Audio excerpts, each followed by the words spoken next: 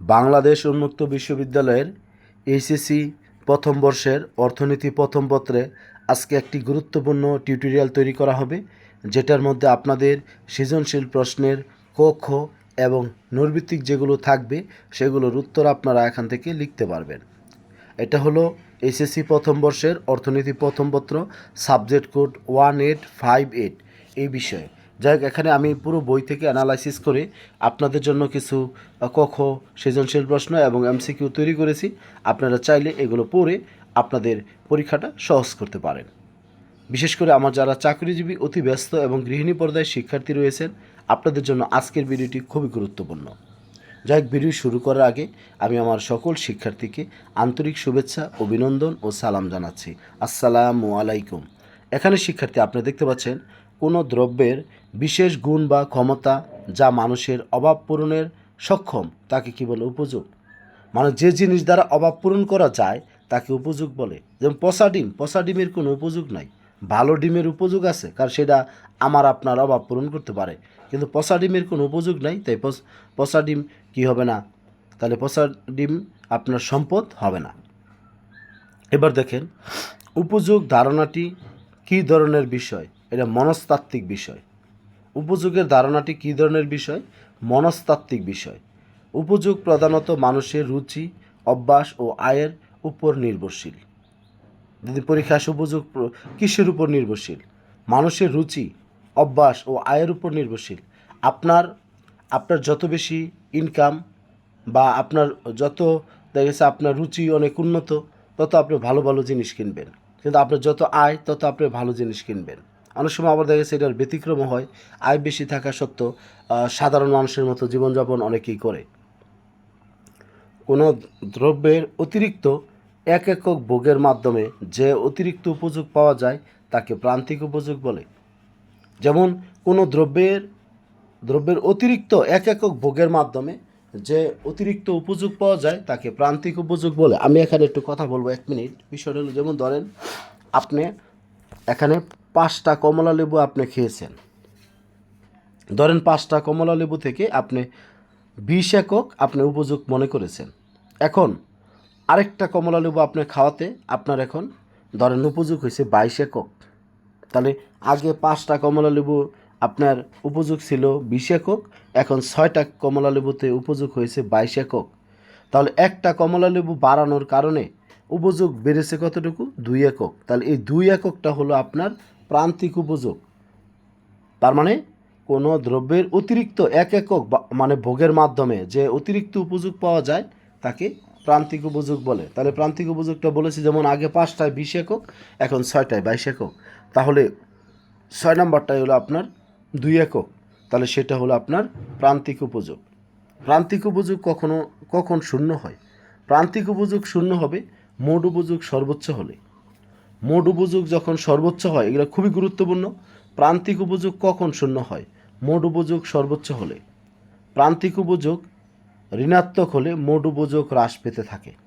প্রান্তিক উপযোগ যদি ঋণাত্মক হয়, যেমন আপনার প্রান্তিক উপযোগ যেমন আগে ছিল আপনার 7 একক, এখন হলো আপনার 0, পরে -1, -2, তাহলে তো আপনার মোট উপযোগ আস্তে আস্তে হ্রাস পেতে থাকবে। এটা বইয়ের মধ্যে এগুলো ব্যাখ্যা দেওয়া আছে, আমি জাস্ট এখানে আপনাদেরকে আমি বলার চেষ্টা করেছি। কোনো নির্দিষ্ট সময়ে কোনো একজন ভোক্তা একটি দ্রব্যের বিভিন্ন একক ভোগ করে যে পরিমাণ উপযোগ লাভ করে তাদের সমষ্টিকে মোট উপযোগ বলে।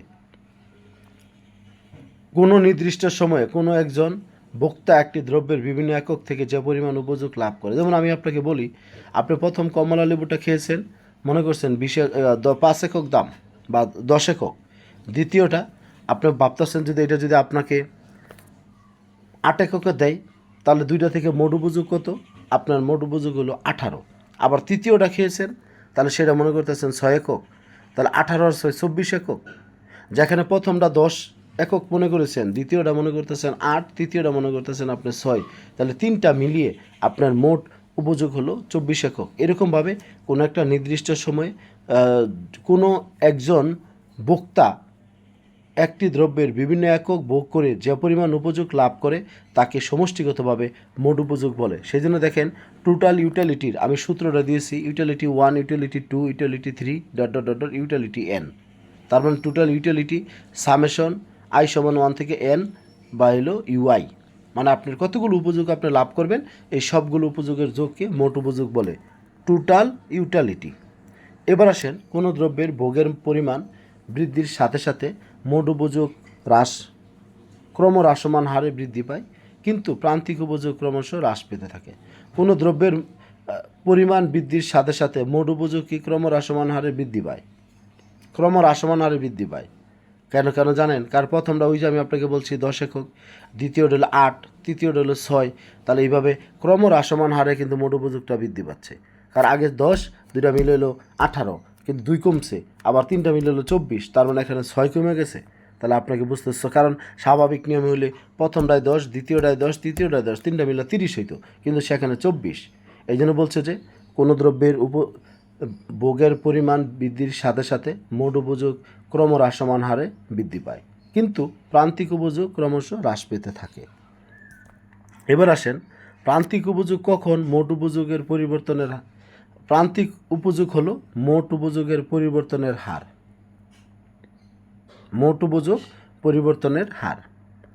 কোনো দ্রব্যের একক প্রতি উপযোগকে গড় উপযোগ বলে, একক প্রতি উপযোগকে গড় উপযোগ বলে। যেমন ধরেন আপনার 3টা জিনিসে আপনি খাইছেন হলো আপনার 24 একক, তাহলে এখানে একটাই কত, তাহলে এই 24টা যদি আপনি 3 দিয়ে ভাগ করেন তাহলে গড় পাবেন কত, হলো আপনার হলো 8 একক। তার মানে প্রত্যেকটার জন্য আপনি 8 একক করে উপযোগ লাভ করেছেন। এই জন্য বলছে কোনো দ্রব্যের প্রতি একক প্রতি উপযোগকে, একক প্রতি মানে একটাই কতটুকু করে লাভ করবেন সেটাকে আপনাকে গড় উপযোগ বলে। মোট উপযোগ সর্বনিম্ন হলে প্রান্তিক উপযোগ সর্বোচ্চ হয়। মোট উপযোগ যখন সর্বনিম্ন তখন প্রান্তিক উপযোগ সর্বোচ্চ হয়। কেন জানেন? আপনি প্রথম কমলা লেবুটা যখন আপনি 10 এককে খেয়েছেন তখন আপনার প্রান্তিক 10 ছিল, আবার দ্বিতীয়টা যখন 8 এককে, তাহলে দুইটা মিলিয়ে ছিল 18, কিন্তু প্রান্তিক ছিল কত 8। এই জন্য মোট যখন সর্বোচ্চ নিম্ন তখন প্রান্তিক হলো সর্বোচ্চ, এই বিষয়টা খেয়াল করবেন। আবার মোট যখন সর্বোচ্চ তখন প্রান্তিক হলো সর্বনিম্ন। কোনো ভোক্তা যখন একই দ্রব্য ক্রমাগতভাবে ভোগ করতে থাকে তখন ওই দ্রব্যের প্রান্তিক উপযোগ ক্রমশ হ্রাস পেতে থাকে। উপযোগের এই বিধিকে ক্রমহ্রাসমান প্রান্তিক উপযোগ বিধি বলে। কোনো ভোক্তা যখন একই দ্রব্যে ক্রমাগতভাবে ভোগ করতে থাকে তখন ওই দ্রব্যের প্রান্তিক উপযোগ ক্রমশ হ্রাস পেতে থাকে। এটা কারণটা কি আমি আপনাকে বলছি। প্রথম কমলা লেবু আপনি 10 এককে খেয়ে ফেলছেন, কিন্তু দ্বিতীয়টার আপনি 10 টাকা দিয়ে খেতে চাচ্ছেন না, তাহলে আপনি সেটা ভাবতেছেন যে 8 টাকা, তাহলে দুইটা মিলে আপনার হলো 18। তৃতীয়টা যখন আবার খাবেন, আপনার যদি মানে আপনার তৃপ্তি যদি মিটে যায় তাহলে বলবেন যে এটা যদি আরও কমে পাই আমি তাহলে নিব, সেই ক্ষেত্রে সেটা আপনি 6 টাকা নিচ্ছেন। এই জন্য বলছে যে ভোক্তা যখন একই দ্রব্য ক্রমাগতভাবে ভোগ করতে থাকে তখন ওই দ্রব্যের প্রান্তিক উপযোগ ক্রমশ হ্রাস পেতে থাকে। আর উপযোগের এই বিধিকে ক্রমহ্রাসমান প্রান্তিক উপযোগ বিধি বলে। ক্রমহ্রাসমান প্রান্তিক উপযোগ বিধির কারণে প্রান্তিক উপযোগ রেখা নিম্নগামী হয়, প্রান্তিক উপযোগ রেখা নিম্নগামী হয়। ক্রমহ্রাসমান প্রান্তিক উপযোগ বিধি কার্যকর হয় ভোগের একক বৃদ্ধির ফলে। ক্রমহ্রাসমান প্রান্তিক উপযোগ বিধির শর্ত হলো, দেখেন এখানে 4টা শর্ত আমি এখানে দেখাচ্ছি। ভোক্তার রুচি, আয়, পছন্দ অপরিবর্তিত, দ্রব্যের প্রতি একক সমজাতীয় পর্যাপ্ত, দ্রব্যের দাম ও প্রান্তিক উপযোগ সমান হবে, উপযোগের সংখ্যাগত পরিমাপ সম্ভব। কখন ক্রমহ্রাসমান প্রান্তিক উপযোগ বিধিটি কার্যকর হয় না? দ্রব্যের এককের পরিমাণ, ভোক্তার অভ্যাস ও রুচির পরিবর্তন, সময়ের ব্যবধান, শখের দ্রব্য, ভোক্তার আয় বৃদ্ধি। যেমন ধরেন এখানে বলছি, আপনি বলবেন যে দ্রব্যের এককের পরিমাণ, যেমন ধরেন আপনার যেই লোক এলো আপনার অল্প জিনিস নিয়ে আসবে, সে আপনি চাইলেও আপনার কাছে কমে বিক্রি করবে না। আবার আপনার যদি অভ্যাস বা রুচির যদি পরিবর্তন হয় তাও কিন্তু আপনার এটা হবে না। আবার সময়ের ব্যবধান, যেমন ধরুন আজকে বাজারে যেয়ে দেখলেন যে কমলা লেবু একটা 10 টাকা, দ্বিতীয়টা 8 টাকা, তৃতীয়টা 6 টাকা, কিন্তু আগামীকালকে বা 4 দিন পরে যেয়ে যদি ওই একই কথা বলেন সেটা কিন্তু মানবে না। এই জন্য বলছে সময়ের ব্যবধান হলে সেটা কার্যকর হয় না। আর যদি শখের দ্রব্য হয়, শখের জিনিস আপনার, তাহলে সেটা যত টাকাই হোক তাহলে সেটা কিন্তু আপনি কিনে আনবেন, সেটা দাম কমার আপনার বিষয় না। আবার ভোক্তার আয় বৃদ্ধি, আপনার যখন আবার আয় বৃদ্ধি থাকবে, মানে টাকা বেশি থাকবে, তখন আপনি সেক্ষেত্রে চিন্তা করবেন যে আমি বেশি টাকা খরচ করি। অর্থনীতিতে চাহিদা বলতে কোনো দ্রব্য বা সেবা পাওয়ার আকাঙ্ক্ষার সাথে তা ক্রয়ের সামর্থ্য এবং তা ব্যয় করার ইচ্ছাকে বোঝায়। চাহিদা বলতে কি বোঝায়? কোনো দ্রব্য বা সেবা পাওয়ার যে আপনার আকাঙ্ক্ষা, সাথে সাথে তা ক্রয়ের সামর্থ্য এবং তা ব্যয় করার ইচ্ছাকে বোঝায়। আপনার জিনিসটা পাওয়ার আকাঙ্ক্ষা থাকতে হইব, সেই সাথে ওইটা ক্রয়ের সামর্থ্য থাকতে হবে এবং এটি ব্যয় করার ইচ্ছাও থাকতে হইব, অন্যথায় কিন্তু চাহিদা হবে না। কীভাবে দেখেন চাহিদা বিধি। চাহিদা বিধিটা আমি আপনাদের বলি, দাম আর চাহিদা হলো বিপরীতমুখী সম্পর্ক। দাম ও চাহিদার বিপরীতমুখী সম্পর্ক। কেন? যখন জিনিসের দাম বেড়ে যায় তখন আমরা খাবার কমাই দিই, আবার যখন জিনিসের দাম কমে তখন আমরা খাবার পরিমাণ বাড়াই দিই, ওই টাকা দিয়ে বেশি বেশি জিনিস কিনি। আবার দাম বেড়ে গেলে ওই টাকা দিয়ে কম জিনিস কিনি। সেই জন্য দেখেন চাহিদা বিধিটি প্রকাশ পায় দাম ও চাহিদার মধ্যে বিপরীতমুখী সম্পর্ক, অর্থাৎ ঋণাত্মক সম্পর্ক। চাহিদার শর্ত তিনটি: আকাঙ্ক্ষা, সামর্থ্য, ইচ্ছা। আপনার ইচ্ছা থাকতে হইব, মানে আবার আকাঙ্ক্ষা থাকতে হইব পাওয়ার, সামর্থ্য থাকতে হইব।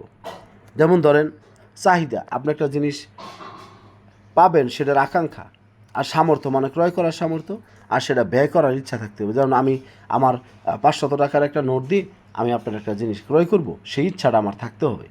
শুধু আপনার সামর্থ্য আছে, আপনার টাকা পকেটে নিয়ে বসে রইলেন, সেই ক্ষেত্রে কিন্তু আপনার চাহিদা পূরণ হবে না। চাহিদা বিধির অনুমোদিত যে শর্তগুলো সেগুলো আপনি দেখতে পাচ্ছেন।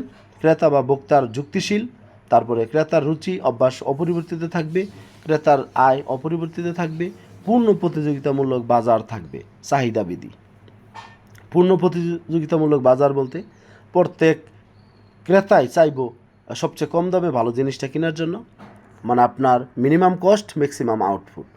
আর প্রত্যেক বিক্রেতাই চাইব যে ম্যাক্সিমাম আউটপুটটা তারা করার জন্য, মানে সর্বোচ্চ দামে তারা বিক্রি করার জন্য চেষ্টা করবে। তাদের যে যাই আছে ওই জিনিসটা তারা সর্বোচ্চ দাম বিক্রি করার চেষ্টা করবে। দাম বাড়লে চাহিদা কমে, আবার দাম কমলে চাহিদা বাড়ে, সেই জন্য সম্পর্ক হলো ঋণাত্মক বা বিপরীতমুখী। দ্রব্য দুই প্রকার: পরিবর্তক দ্রব্য আর হলো পরিপূরক দ্রব্য। পরিবর্তক দ্রব্য এগুলো উদাহরণ আপনারা মুখস্থ করবেন: চা, কফি, চিনি, গুড়, কলম, পেন্সিল ইত্যাদি। আর পরিপূরক দ্রব্য যেমন চা, চিনি, কালি কলম, পেট্রোল, গাড়ি, জোতা, মোজা বলতে পারেন। এর পরিপূরক মানে কি? চা আর চিনি, এই চার সাথে চিনির সম্পর্ক আছে। আপনার চা খেতে গেলে আপনাকে কী করতে হবে? চিনি লাগবে। আবার কালি মানে কলম মানে আপনার কী লাগবে? কালি লাগবে। তা পেট্রোল, গাড়ি, গাড়ি চালাইতে গেলে আপনার পেট্রোল প্রয়োজন হবে। বিলাসবহুল দ্রব্য যেগুলো, ডায়মন্ড, দামি গাড়ি, শৌখিন বাড়ি, এগুলো কিন্তু খুবই গুরুত্বপূর্ণ, আপনি চেষ্টা করেন মুখস্থ করার জন্য। তারপরে গিফেন দ্রব্য, মোটা চাল, মোটা কাপড়। চাহিদা রেখার আকৃতি বাম দিক থেকে ডান দিকে নিম্নগামী। চাহিদা রেখাটা বাম দিক থেকে ডান দিকে নিম্নগামী হয়। চাহিদা রেখা বাম থেকে ডান দিকে নিম্নগামী হওয়ার কারণ ক্রমহ্রাসমান প্রান্তিক উপযোগ বিধি, প্রকৃত আয় পরিবর্তনের প্রভাব, পরিবর্তক প্রভাব। এগুলো আপনারা একটু মুখস্থ করবেন, খুবই গুরুত্বপূর্ণ।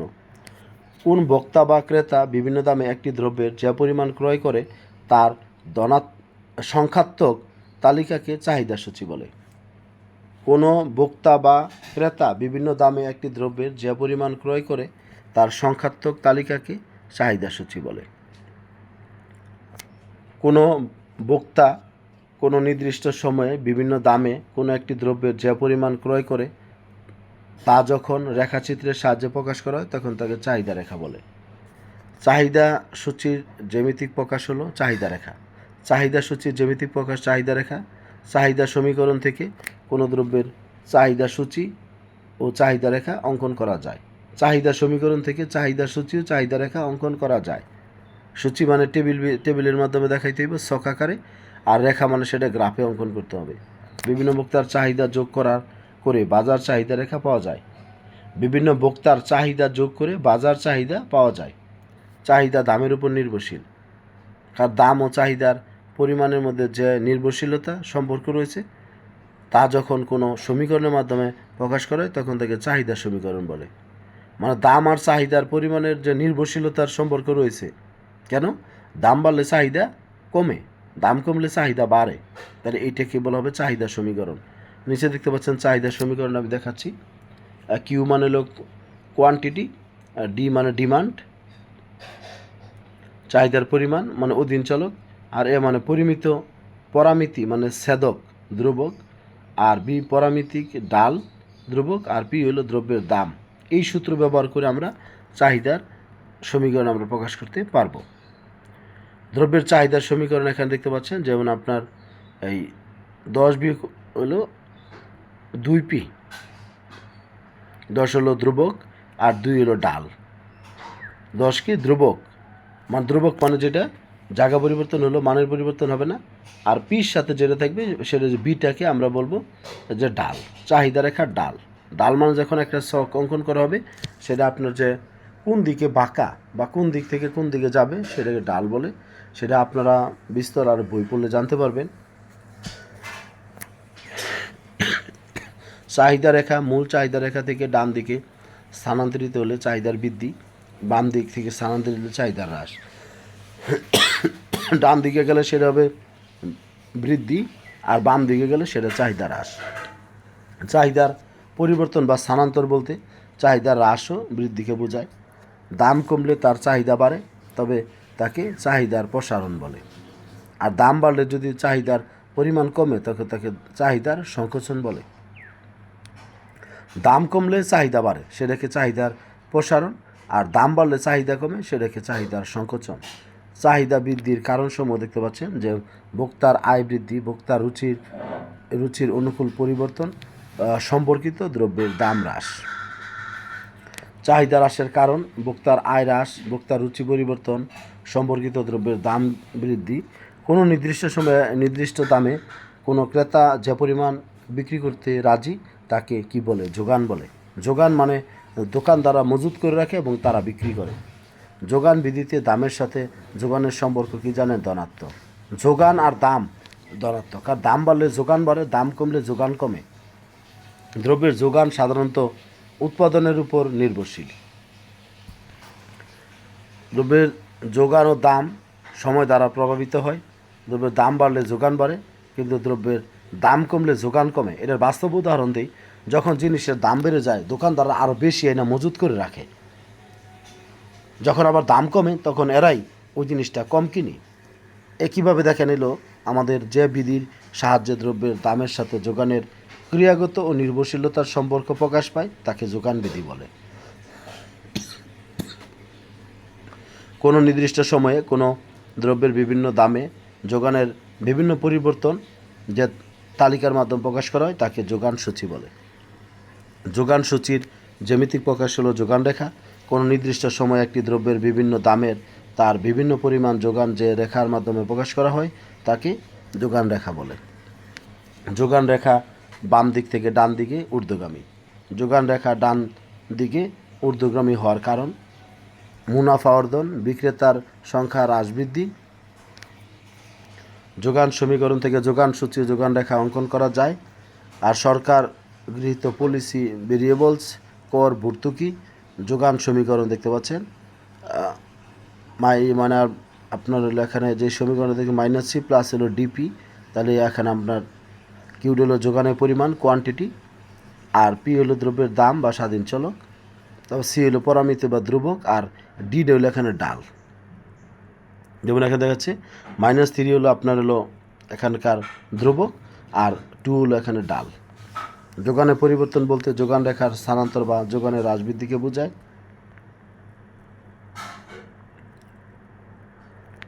আসলে শিক্ষার্থী, আমি আপনাদেরকে যেটা বলতে চাচ্ছি যে আমি আপনাদের এই পেজগুলো দেওয়ার চেষ্টা করেছি, তবে আপনারা যদি এগুলো যদি ফলো করেন আমি আশাবাদী এখান থেকে আপনাদের যে সৃজনশীল প্রশ্নগুলো এবং নৈর্ভিত্তিকগুলো আপনারা খুব ভালোভাবে আপনারা বুঝে আনসার করতে পারবেন। তবে আমি আপনাদেরকে এই পূর্বে একটা কথা বলে যাব, কারো যদি অর্থনীতিতে আপনারা অসুবিধা মনে করেন যে অর্থনীতিটা আপনার কোনো একজন টিউটর প্রয়োজন, তাহলে শিক্ষার্থী আপনারা আমাকে বেছে নিতে পারেন।